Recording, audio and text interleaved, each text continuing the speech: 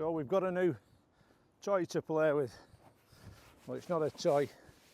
So we've got ourselves, well, I'll tell you what, get a brew, get a fig roll or an hobnob, sit down and we'll show you what's in the box.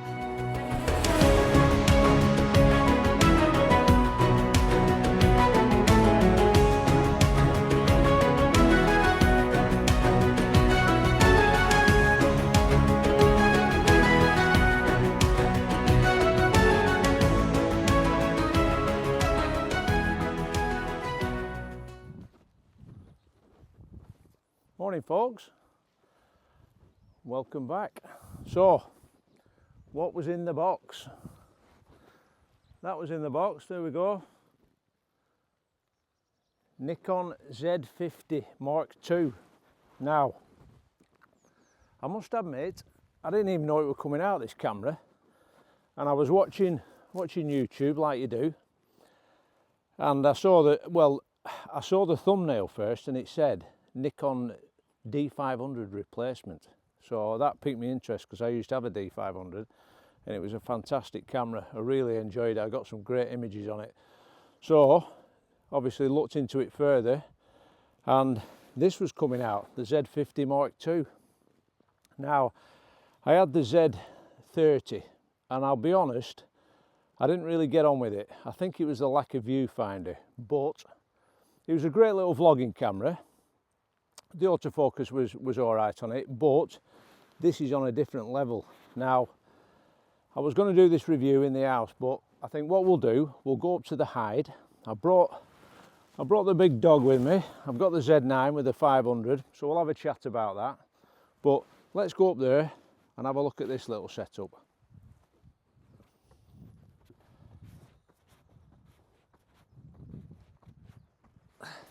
Only kidding.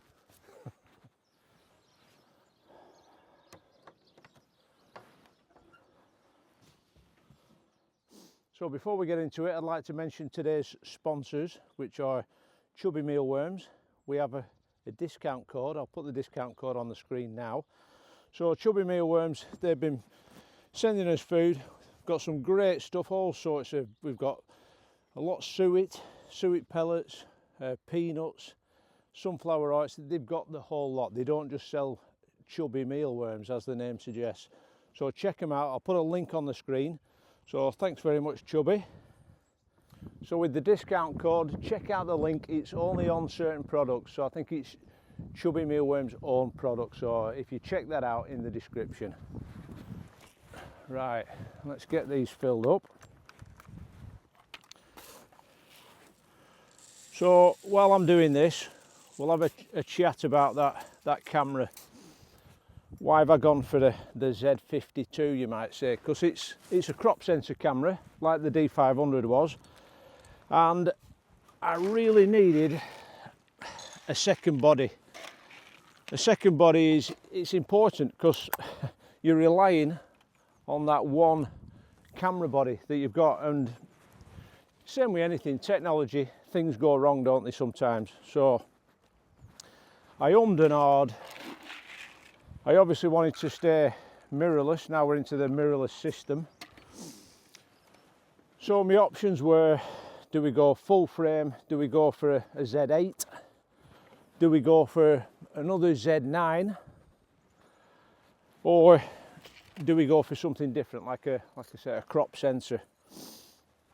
Now, I must admit, the Z8, it does appeal.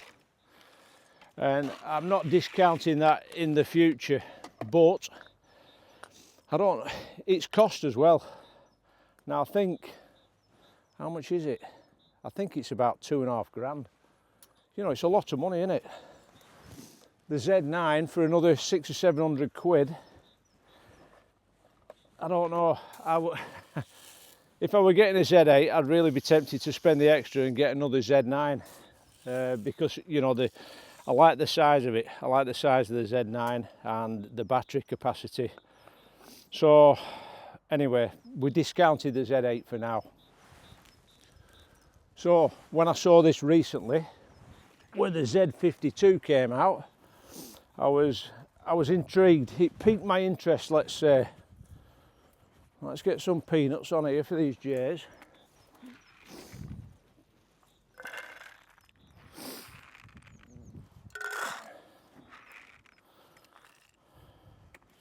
Right, I think that'll, oh, we'll put a few more on here. Right, that's all the bird food out. Let's go and sit in this hybrid, it's a bit warmer. Right, I've just made these actually. So we've got, with the buzzards being so twitchy, I just thought I'd add a little bit more concealment. So we've made these frames. They just shove in like that. And if there's any hand movement here, because they are that twitchy, honestly, they're a nightmare. If you see any movement whatsoever, they'll be gone. So I don't know, I've not tried them out yet, but we've got one for each of the 3 slots, but they just lift out, which is good. So we'll take that out, let a bit more light in the situation, and we'll have a chat about this camera. So the Z50ii, as I was saying. So why have I gone for this? 3 options really, or 3 reasons I should say. First off, Dawn wanted to have a go at photography, which is, you know, that's great. It's nice that we can, you know, do something together. The Z9, it's a beast. It's you can see there, it's a brute of a camera, and I really like it. I mean, I've got quite big hands, so, and it's quite imposing for someone who's starting off with photography. Something like that. I mean, it's a flagship camera. There's a lot to learn on it, and I think it's a little bit too much for someone that's getting into it. This, size-wise, it's a great size, and there's a few less function buttons on it. It's a bit less in your face. So for someone that's learning, you know, it's going to be ideal. Secondly, well, I wanted something. I like the crop factor on the D500 and the fact that it gives me that extra reach. So coupled with this, with the 180 to 600, what does that give me? I'll work it out in my head. 270 to 900 mil. So that's a hell of a reach. It's a, you know, it just gives you that extra, you know, magnification factor. So I know it's a crop sensor. It's 20.88 megapixels. Is that enough? Yeah, too right. I mean, what you're doing with your photos, nobody's, well, not many people are blowing them up to the size of a, you know, A1 or a billboard, are they? A lot of photos, people don't do anything other than social media with them. So, I mean, I'll put a picture of a kingfisher that I took with the OM1. That's less. I think that's 20, maybe 20.3, 20.4 megapixels. It was fantastic. I mean, I don't know, a lot of it's down to the glass as well, but 20 megapixels, it is plenty. It's plenty in this day and age. So the third reason was down to portability and size. So I do a lot of photography where I'm shoving stuff in my bag and I'm out in the field, you know, doing overnighters, that kind of stuff. This, you know, it's so, I'm saying it's not featherweight by any stretch of the imagination. So the body with this 180 to 600 is, I'm looking at my cheat sheet now, 3.18 kilograms, and that's with the cage on it. So just before I go into the portability of it, just a point that I make, I always put a cage on these cameras. So that's a small rig cage. You can see it there. I've got one on the Z9 there. It adds a little bit of weight, but it just saves your camera. So if I was to bash that any side, it's like a sacrificial thing, if you will. It just screws in the bottom. There's 2 little clamps there, and it affords a lot of protection to your camera. So if you're paying, you know, a lot of money for your camera, it's a no-brainer. I think that was about 60 quid. So 60 quid, and you get the glass screen protector that goes on the back as well. And again, that's the first thing I do if I get a new camera: cage on, screen protector, and protect that camera, because they are the big money and you want to look after them. And invariably down the line you might end up trading it in, which I did with the Z30. Again, I bought the cage for it and I bought the screen protector. When I came to weigh it in, I got a really good price for it because it was in mint condition. Now, I just want to mention something. Now, I'm not sponsored by Wex at all, but I traded it in with Wex. Now, I've never used Wex before. I use another company. I won't mention them, but probably the most popular company you can get second-hand cameras from and trading in. And I got a better price off Wex. I got another 30 odd quid, I think, which, you know, it was worth doing. The service was fantastic. I think the day after I put the estimate in, if you will, so I sent them the details of the camera, they sent me a quote. The day after, delivery driver came, picked it up, and I think maybe within 2 days, it might even have been 24 hours, it was quick, the money was in the bank, and they gave me more than what they quoted. It was only a few quid more, but Wex were superb, so they're a definite, you know, alternative for weighing your gear in.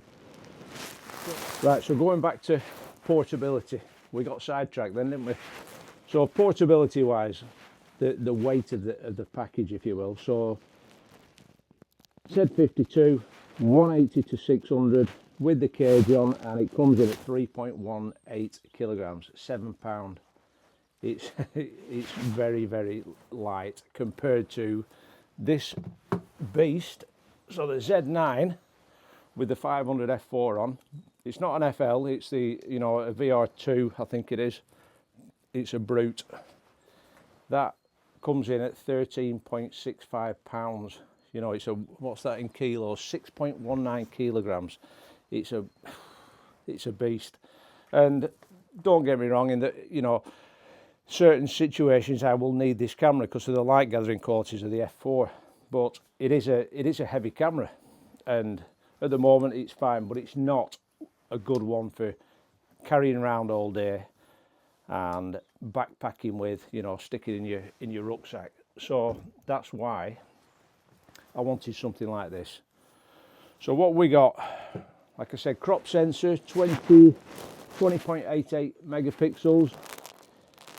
The game changer for me is the autofocus system. Now, it has the same XP 7 processor as the Z8 and the Z9. So we'll start off with the price. So the price of this camera it's phenomenal, really. I mean, I got mine from, I think that was from Wex again. I think it was about 850, something like that, 850 quid for what is effectively like the D500 replacement. So you've got the brand new technology, you're into the Nikon Z system, so you've got all the gamut of Z series lenses that you can use.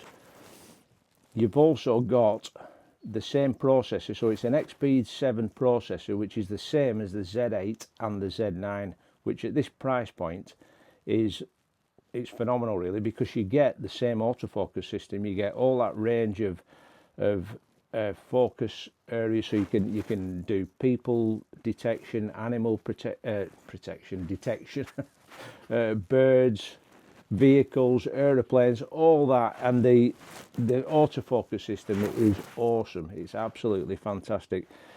You've got mechanical or electronic shutter, so again, this is where the mirrorless system comes in that electronic shutter, the fact that you can go into silent mode. Silent mode is an absolute game changer. If you're getting close to wildlife, you know me, I like my camo, I like me field craft, I like getting close to subjects. And when I was on the old D500, I know you had a quiet mode on it, but it didn't really make any difference, I didn't think. And as soon as you start, especially if you're on high speed continuous, it's like a machine gun going off, and subjects, they're gone in a flash. Birds of prey, you know, owls, kingfishers, hares, they did not like that noisy shutter. So this silent shutter, fantastic. So we'll have this isn't going to be a massive in-depth technical review. There's loads of reviews out there on the Z52, but brief overview. I'll show you how quick it is to start up. So that's off now, flick it on, bang. It starts up really quick, which again is a handy thing to have. We've got one card slot, so one SD card slot. It would have been nice to have two, but when you look at the negatives with this camera, you've got to keep remembering the price point that it's at. So we've got one card slot. The battery, EN25A, I think it is. It's not the largest capacity battery. It's quite a small battery, but again, you're always going to have a couple of backups. When you look in the side, you've got USB in the side there in that little opening, and get it open. So what I can do, what I have been doing, is bringing a power bank. If I'm sat in the hide here, I just plug it in and I've got direct power, and that'll keep it topped up all day long. Again, another couple of little things. We've got a built-in flash. I'm never going to use that. Be aware, if you do get this camera and you get the cage, that restricts the pop-up flash being used. But like I said, I'm never going to use that pop-up flash. So it's got a fantastic fully articulated screen, so I can flip it round. Great for vlogging as well. I forgot to mention that the Z30 that I used to use it for B-roll, a little bit of vlogging. Invariably I use my DJI camera, so I've got the Osmo Pocket 3 and I've got the DJI Action 4. This, when I couple it with my Viltrox, I've got a 14mm 1.2 lens. You can get some fantastic blurred out images, you know, depth of field images. So great again for doing the vlogging stuff and the B-roll.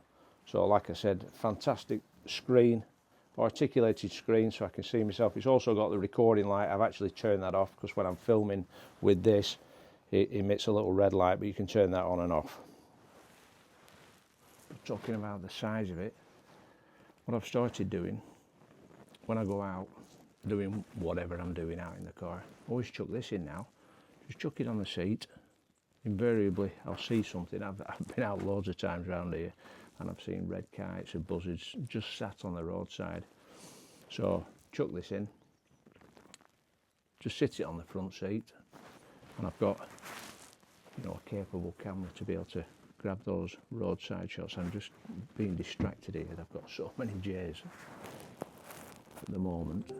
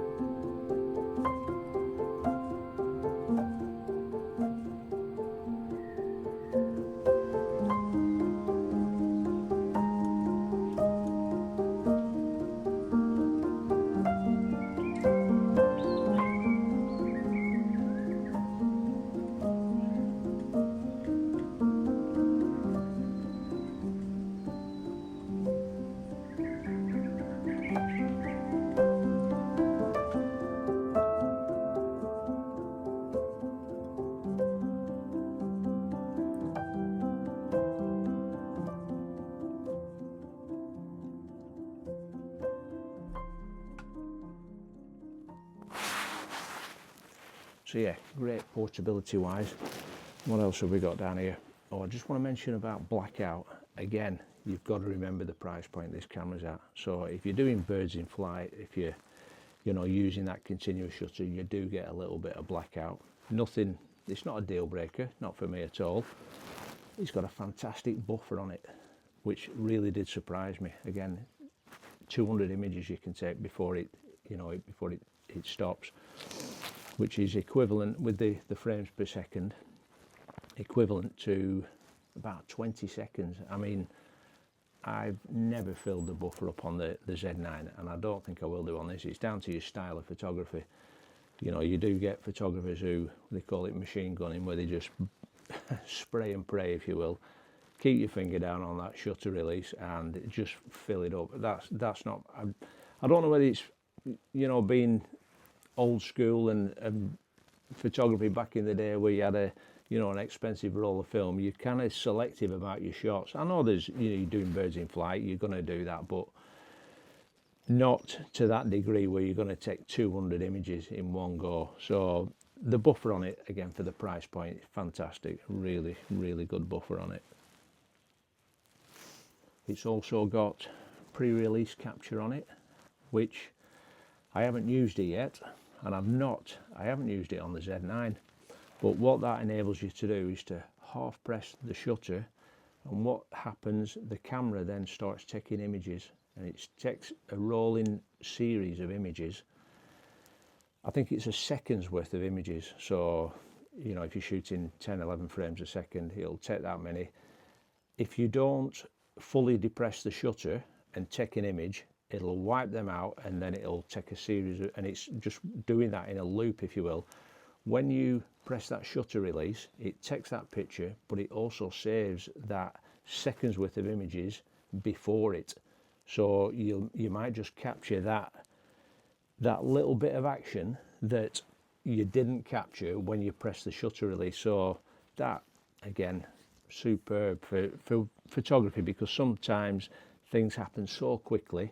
By the time it's happened, by the time you've pressed that shutter release, the moment's gone and you've missed it. But the camera it's a little bit like a time machine.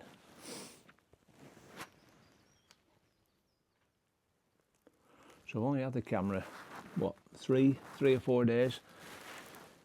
The first night I had it, it's one of them, when you get a new camera, you need to get out and use it, don't you? So I came up here, we put the lights on, and we were blessed with the Tony Owls coming in, and I got a few nice images, you know, with 3 or 4 visits, which was great. I'll put them on now. You can see you know, you're getting decent quality images. We've got a little bit of footage. I'll be having another do tonight, I think, but so far I'm pretty impressed with it. For a second body, I can just tuck it in the camera bag. It's there if I'm away and the Z9 goes pear-shaped. I've got that backup.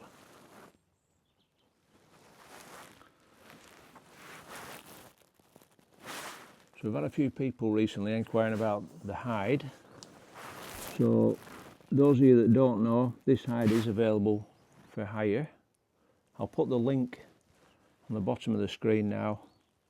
All the details are on there.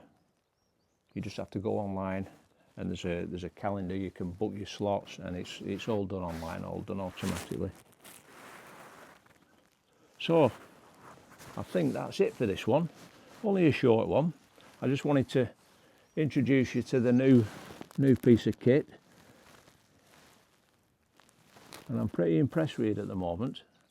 I know there's certain instances where it's not gonna cut the mustard. Low light stuff, it's always going to be the Z9 with the, you know, that full frame sensor, and the, you know, the f2.8 and the f4. But this, in decent light, this is going to be a fantastic setup. I'm really looking forward to spring and summer when we get those long light days, if you will. At the moment, on a dank day in the woods, I'm always going to default to the Z9 with the big lenses, the big primes. But this is a great setup. I'm pretty impressed with it at the moment. I am that. So, not the longest film, not the most in-depth review. I'm not one for technical reviews, you know that. I'll just give you the basics. There's loads more films out there on the Z50ii, but for me, for vlogging, for Dawn getting into a photography and trying this out, it's going to be good. And for doing the old B-roll and that kind of stuff, it's great. If you haven't subscribed, it'd be great if you would do.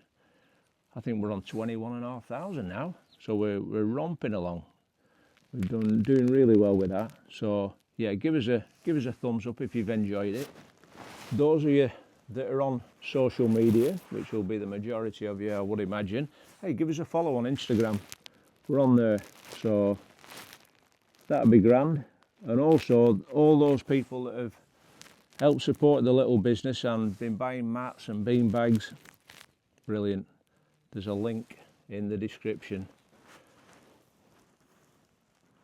There are some cheaper imitations out there, I do believe, but as they say, imitation is the highest form of flattery. Oh, woodpecker. Right, that's it. Thanks again. We'll see you on the next one.